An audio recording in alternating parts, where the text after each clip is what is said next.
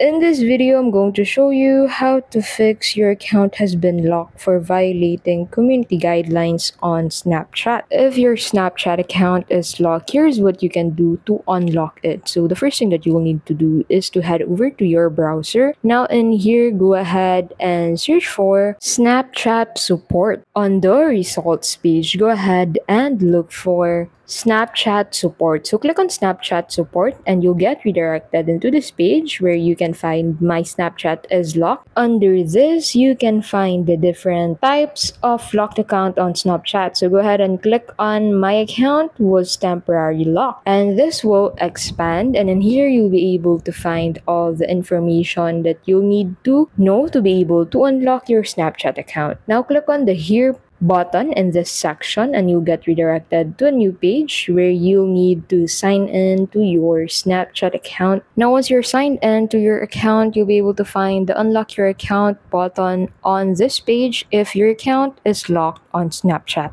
Thank you so much for watching. I hope this guide helped you out. If it did, please don't forget to give this video a like and subscribe.